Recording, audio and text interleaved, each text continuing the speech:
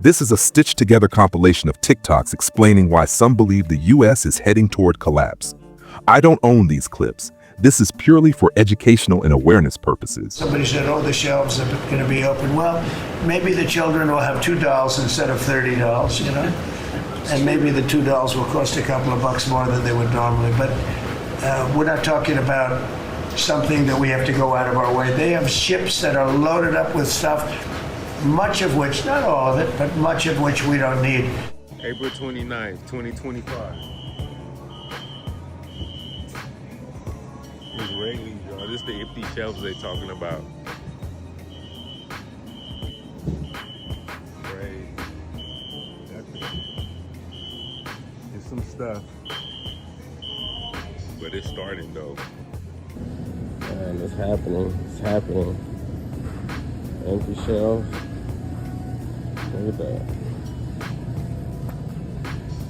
Yeah. Right here at Walmart. I ain't trying to scare nobody, but I'm just saying. You do what y'all gotta do. Empty, empty, empty, man.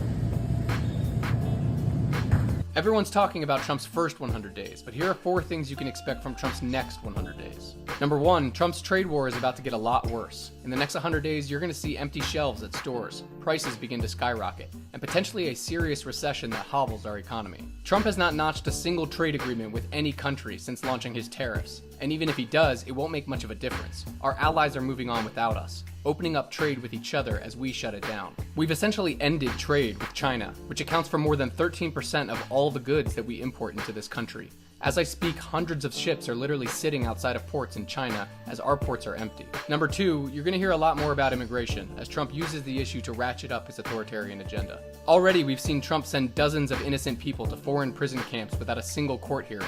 We've seen him use immigration laws to arrest protesters and strip them of their visas.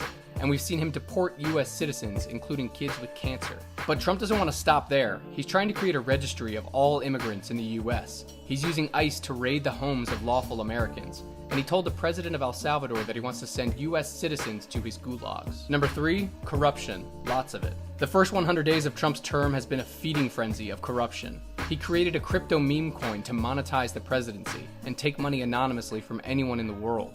He's notching business deals for his family business in the Oval Office, and he's fed billions in government contracts to allies like Elon Musk. On top of that, he fired a dozen inspectors general and the director of government ethics. He dropped cases against dozens of corporations that donated to his campaign. And he even directed his attorney general to disband the offices charged with going after foreign corruption and bribery. And finally, number 4, his war on the courts and democracy is about to get a lot worse. Congress has passed a total of 6 bills since Trump took office, the lowest in 7 decades.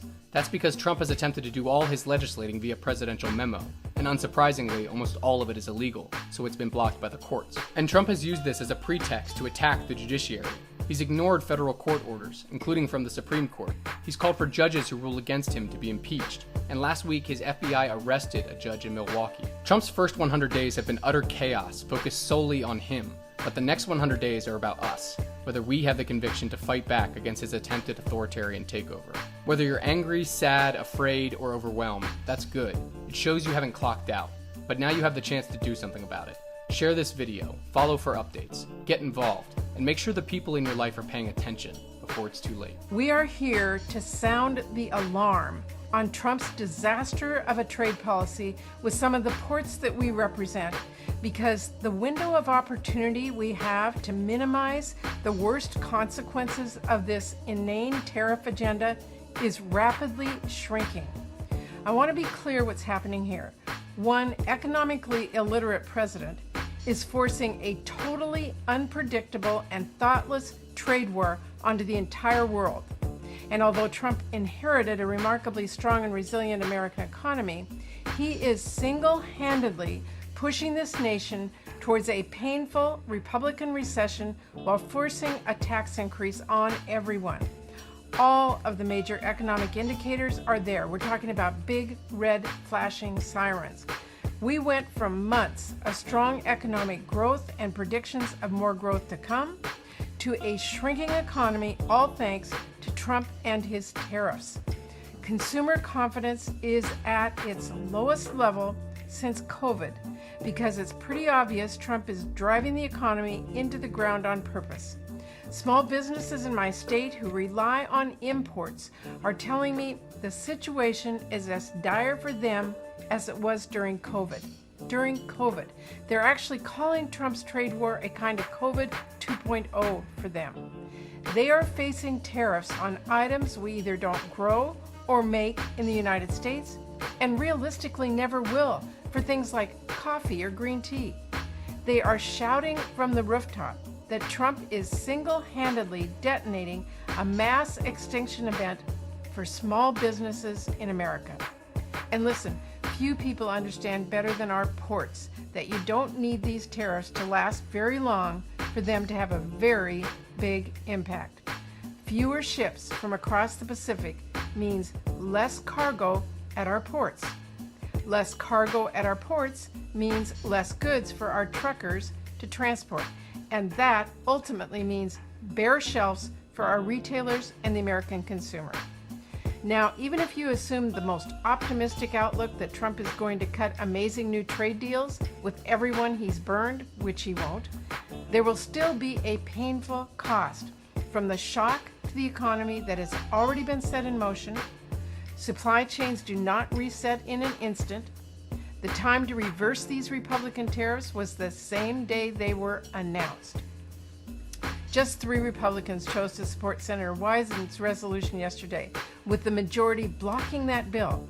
That is a dangerous and deliberate decision by Republicans to enable Trump's pro-recession agenda and higher taxes on every American. And for every day that Republicans choose to allow Trump to sabotage the economy, more small businesses will continue to suffer. Businesses in Washington state are already having to take cost-cutting measures. They're laying off employees. Some may even close for good. For what? There's no strategy here. It's short-term pain for long-term pain. This entire debacle is already a prime example of self-inflicted economic arson. No one wins here. Republicans need to cut their losses and work with Democrats immediately to end this tax on consumers and stop these nonsense trade wars. Congress needs to take the matches away from the president who is setting fire to the economy.